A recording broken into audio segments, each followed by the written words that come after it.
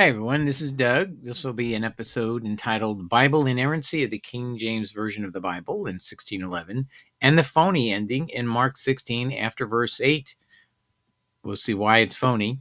Basically, Erasmus, the guy who created the Textus Receptus in the first place, upon which is the primary reliance of the King James Bible for its text, he himself was saying you have to go back and look at the oldest text to get to the original. But all he had was 12th century, and he's assembling it in the 15th century, in the 1500s. So let's just take a look here at what he says about how to determine what is a legitimate text and what isn't. And he got pushed back by people saying, "Oh, you can't change anything because you're trying to go back to the 12th century to correct things that are in the 14th and 15th century. You can't do that." And he says, "Of course I can." And what Erasmus says is this: you cry out that it is a crime to correct the Gospels. This is a speech worthier of a coachman than of a theologian. You think it is all very well if a clumsy scribe makes a mistake in transcription, and then you deem it a crime to put it right. The only way to determine the true text is to examine the early codices. Erasmus died in 1536. Quoting Roland Banton's Erasmus of Christendom, New York, 1969 at 135. Now, the benefit of this episode, and most importantly why I wanted to do this, is this phony ending that was added. It was added in 160. We know that for a fact by that date because a gentleman named Tatian, who's writing in Syriac, he's the same language as the Agnes Lewis Sinai Syriac Sinaiticus. He is writing, definitely we know, in 160 AD, that work where he's assembling comparisons of things. But then later, the Syriac Sinaiticus has another edition come out, and it's called the Curetonian. So you have the Sinai Sinaiticus, that's Agnes Lewis's discovery, and then the Curetonian, which is from the 300s, that presumably they believe that had the ending that you now think is the original ending of Mark, but it isn't. It was never there. It was the way it exactly reads in the Sinai Sinaiticus of Agnes Lewis, as we'll see. You know what? I decided let's jump there so you can see where we end up. Okay, first, Syriac Sinaiticus, about 150 AD, earlier than 160 AD. That means it's paleographically dated by coordinating with other dates of other documents, namely Tatian's Diatessaron, and we'll get to that in a minute. That work we know is from 160 AD, and it has the corrupt ending, the phony ending. But here is therefore a work prior to that time that finishes cleanly right here and makes perfect sense right where it ends. So let's listen to chapter 16 of Mark the way it originally read. And when the Sabbath was past, Mary the Magdalene and Mary the daughter of James and Salome bought oil and spices, that they might come and anoint him, Jesus. And in the morning, on the first day of the week, they came unto the sepulchre when the sun was rising. And they said among themselves, But who shall roll away the stone of the sepulchre? For it was very great. And they went and saw that this stone was rolled away. And they entered into the sepulchre, and saw a young man who was sitting on the right side, and was clothed in a white garment. And they were affrighted. And he said unto them, Be not affrighted, you seek Jesus of Nazareth, which was crucified. He is risen, and he is not here. Behold the place where he was laid. But go away, tell his disciples and Kepha, that behold, he goes before you into Galilee. There shall you see him, as he said unto you. And when they had heard, they went out and said nothing to any man, for they were afraid. Here ends the Gospel of Mark.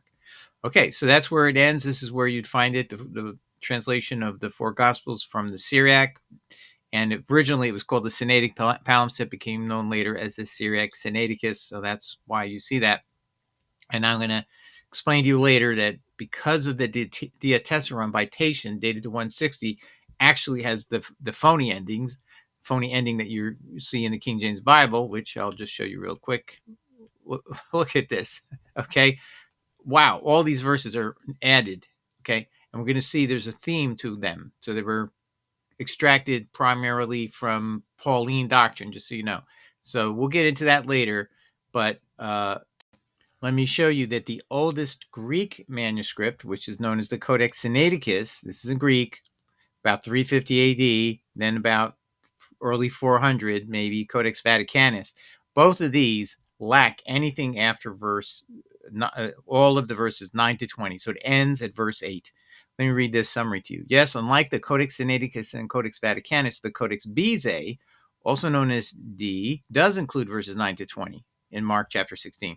So implicit in that is that these earlier editions, Codex Sinaiticus, which is Greek, not this Sinai Sinaiticus, and it was found in the Sinai. That's why it has that word Sinaiticus in common with Agnes's discovery. So that work from 350, earliest Greek text that we have, says it wasn't there. And also the Codex Vaticanus, which was pretty much on its heels. But Codex Bezae, which is also estimated for about 50 years later, about year 400, it does have verses 9 to 20.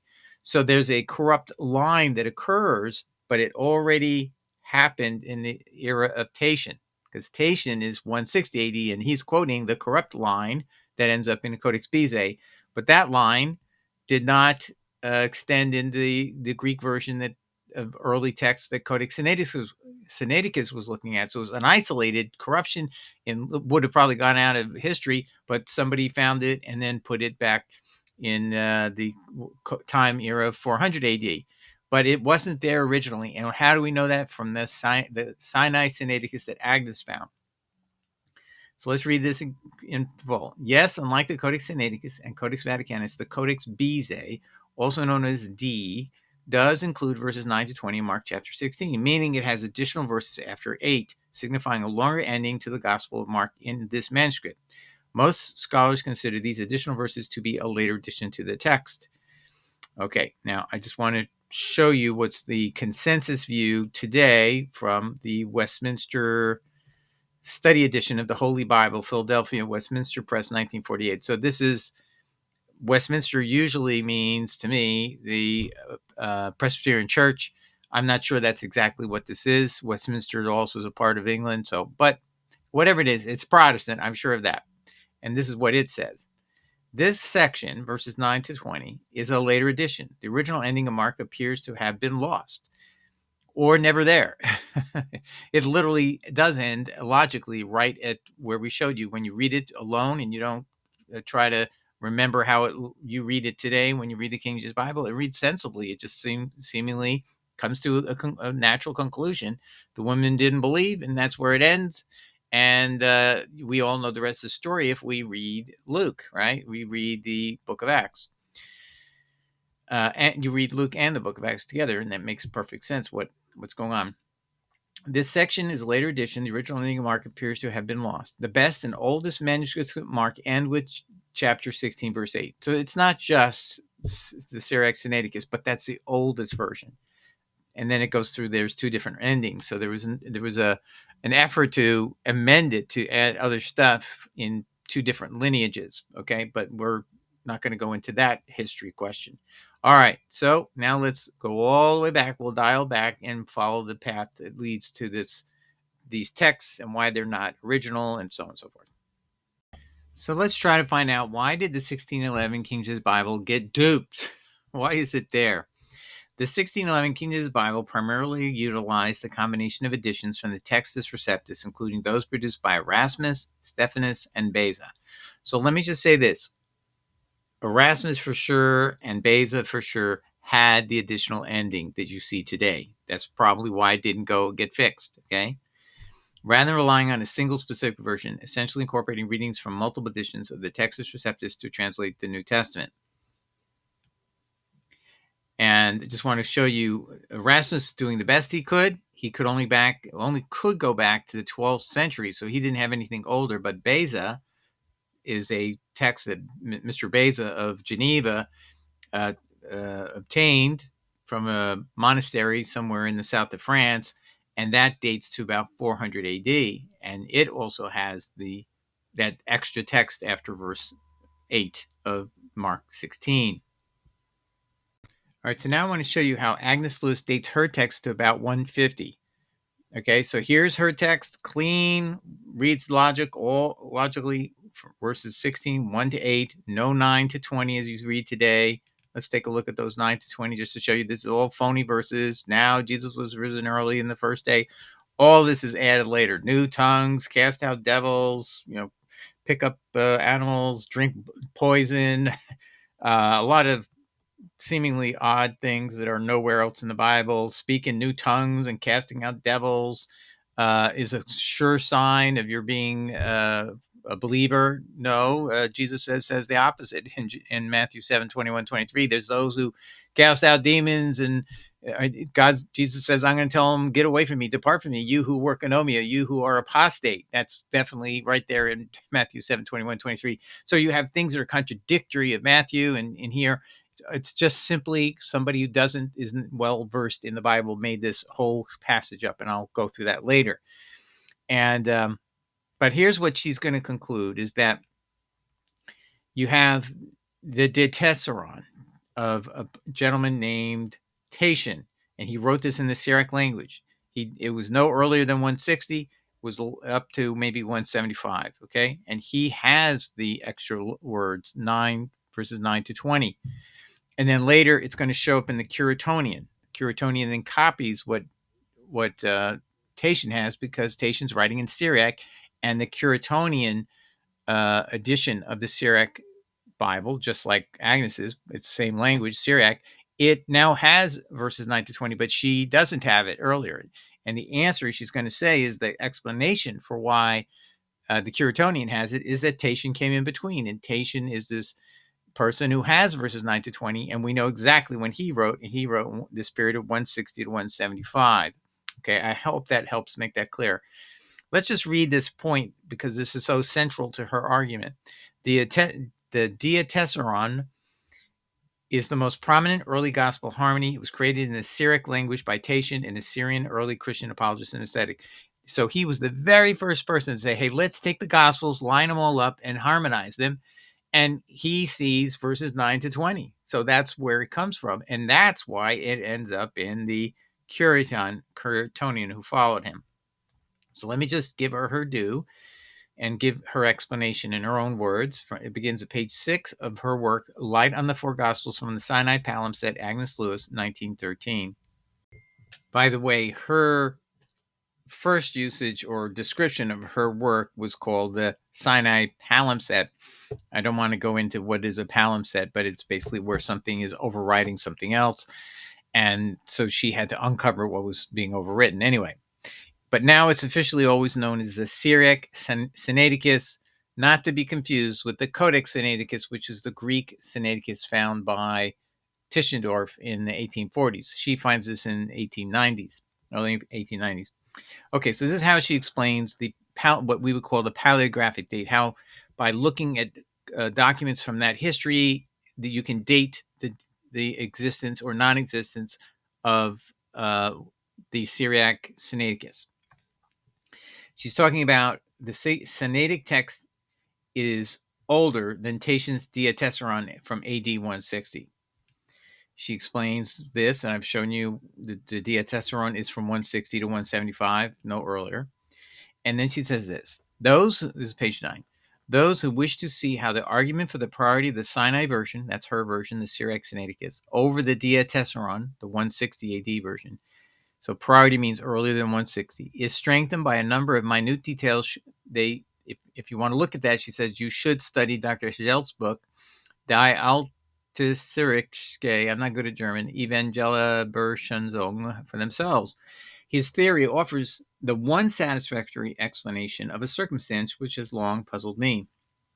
Why is the conclusion, which has been added to St. Mark's Gospel, that is chapter 16, verses 9-20, the edition we're talking about, absent in the Sinai version, the Syriac Sinaiticus, but present in the Curetonian? That's a later Syriac edition of 4 Gospels, all in the Syriac language, dating in the 300s approximately, for chapter 16, verses 17-20. So some verses got dropped out, but it's definitely showing the ending that we now are familiar with in the King James Bible.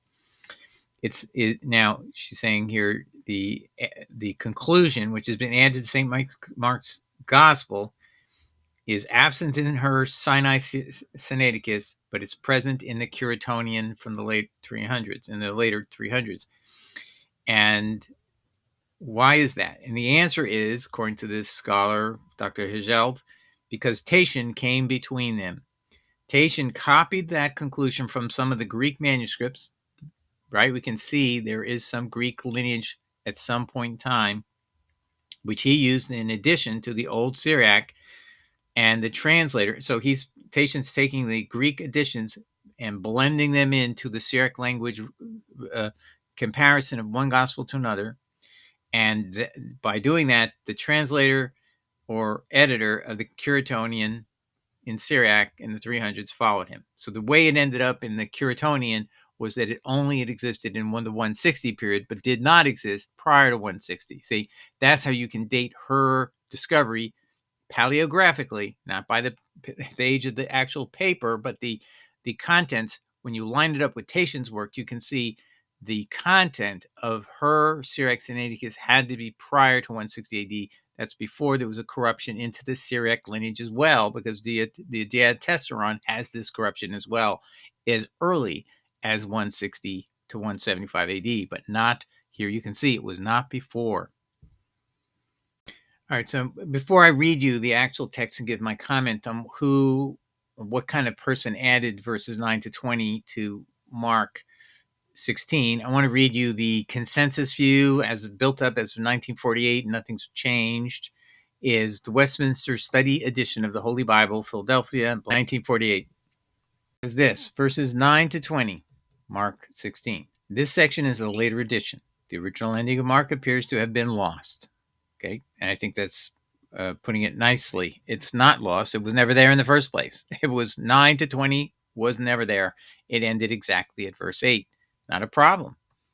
And it gives you the shorter reading is, but they reported briefly to those with Peter all that had been commanded them, and afterwards Jesus himself sent out through them from the east even to the west the sacred and incorruptible message of eternal salvation. So that's a one-liner.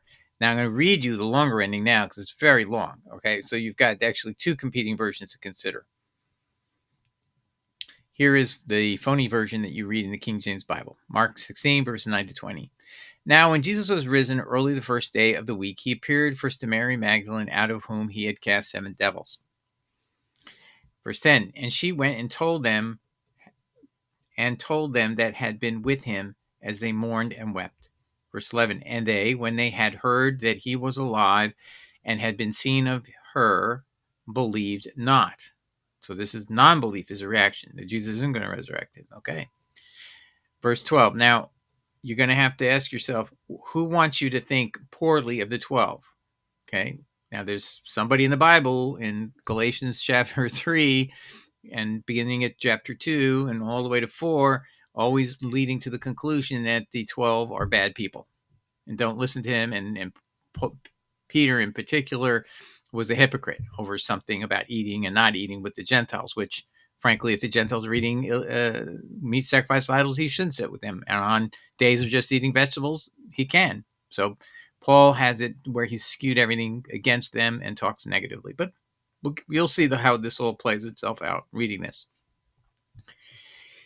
Okay, mourned and wept. 11, and when they when they had heard that he was alive and had been seen of her, believed not.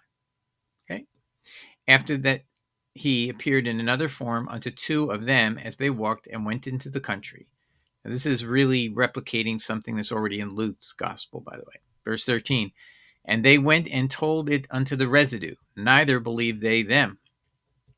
Verse 14, afterward he appeared unto the 11. Now this is now getting close to the heart of things. The 11, as they sat at meat, and upbraided them with their unbelief and hardness of heart, because they believed not them which had seen him, and after he was risen. So it doesn't portray the 11 in a positive light. Like they don't want to believe anyone that Jesus rose from the dead. That's just too hard to believe, right? Like as if he had never gave them a clue. Verse 15, and he said unto them, go ye into all the world and preach the gospel to every creature. So now what's happening here? Jesus is talking to them. He appeared unto the 11. And because they had believed not them which had seen them that he was risen. So he's there now going to talk to them to try to waken them up. You know, here I am, I'm standing right in front of you. Go ye into all the world and preach the gospel to every creature. I believe this is so poorly written. You should just, on its face, go, this can't possibly be from the God of the heavens and the earth. He that believes and is baptized shall be saved. Where is that in the Bible? You have to be baptized to be saved. This is very much a later concoction from the 160 to 175 period. That period of time is when this is being made up. because there were issues coming into how could you be saved by being baptized? Is that important to be baptized, to be saved? And he that believes not shall be damned. Now, what did believe not? Believe meant not here meant not believe that Jesus resurrected. So this is now turning the belief in the resurrection of Jesus is crucial to your salvation. Who teaches that? Oh, that's in 1 Corinthians 15, 1-4. If you don't believe in the death, burial, and resurrection of Jesus, you're damned. But if you want to be saved, you have to believe this. So this is really Pauline. This is not Christian anymore. This is becoming something totally different religion now. It's about what you believe and don't believe about facts, having nothing to do with your moral qualities. And that's nothing like God. That's nothing like how God speaks ever to anybody. You're going to go to hell because you didn't believe in a fact. Verse 17, and these signs shall follow them that believe. In my name they shall cast out devils, that they shall speak with new tongues. Let's just look at this. Casting out demons is never a proof that you're from God at all, right? Why is that? Because Jesus says in Matthew 7, verse 21, 23, there's many who will say to me, I've cast out demons in your name and done many mighty works in your name. Jesus says, I'm going to tell you, I never knew you. Depart from me, you who work anomia. Anomia is a term that means in Greek apostasy. A is anti, nomos or nomia is the word for the law, the Torah. So anybody who's anti-Torah, Jesus is going to say, depart from me. I don't know who you are. So clearly, this is contradictory of Jesus. Why would Jesus contradict himself? Verse 18, and they shall take up serpents, and if they drink any deadly thing, it shall not hurt them. So you can drink poison if you're a Christian? What kind of miracle is that? What's the point of that? It sounds almost very pagan, if you know pagan religion. They shall lay hands on the sick, and they shall recover. Verse 19, so then after the Lord had spoken unto them, he was received up into heaven and sat on the right hand of God. Verse 20, and they went forth and preached everywhere, the Lord working with them and confirming the word with signs following. Amen. And I just want to say here, what is the clearly Pauline aspect or pro-Pauline is they shall speak with new tongues. Now, the tongues that were in the book of Acts were not new tongues. They were speaking in their own language, but the people would hear the words in their own language. That's what the gift of tongues was there. Paul, though, had it where you would have new languages that are indecipherable to anyone. They're gobbledygook, they're glossalia, nobody knows what you're saying, and you have to have someone interpret it. Very pagan, by the way. That's how the Python priestess of Delphi and Philippi worked, where they would writhe on the floor in an ecstasy, and then they would have to have a priest interpret them. That's what Plutarch wrote a book about called On the Letter E in the year approximately around 200 AD, explaining how that functioned for all those, frankly, hundreds of years since the Delphic Oracle had been created. So this is a very pro-Paul statement here that you should be looking forward to speaking with new tongues that are glossalia, that are indecipherable to anybody. They've never been heard before. They're new. When the actual gift of tongues isn't that. It's the gift that you can speak I could speak in English, but a person from, let's say, Asia Minor would hear it in his Greek language in Greek, even though I'm speaking in English. You would hear it in their own language. Go look it up. That's what it says in the book of Acts. All right. So let's continue. What's the takeaway from all this? The King James Bible is not inerrant. It was relying upon the best text it had at the time. Erasmus said that's what he was doing. He was determining the true text by examining the early codices, and he had the codices going back to the 12th century. We have seen also the evidence proves that in 160 AD was the first reference to these extra words in verses 9 to 20. But prior to that time, they didn't exist in the Syriac language, but in the Syriac tongue, Tatian translated obviously some sort of Greek text into the Syriac language in 160 to 175 period, and that helps us date when was the text by the Sinai Sinaiticus that Agnes found in the 1890s, and that clearly dated prior to Tatian. And again, you can see from what happens afterwards that the Curetonian Syriac text adopts the Tatian view of having these extra language words from verses 9 to 20 in Mark 16. So anyway, there's your big picture of things, and that's how you know that the Sinai Sinaiticus comes before 160 AD approximately. All right, God bless everybody. Take care. Ciao. Bye. Give your life to Christ tonight. Let him give you a new heart, make you a new person, and give you the joy and the peace that you've always longed for. Now, it'll cost you something. It doesn't come cheap. It cost Christ his blood. It cost God his Son, and it'll cost you your sins. He demands that you deny self, take up the cross, take his unpopularity, take your place with him in suffering if need be. But in return, he'll give you a new heart. He'll accept you into his kingdom. He'll forgive the past. He'll make you a new creation. That was Billy preaching in 1957. His message appeared strong.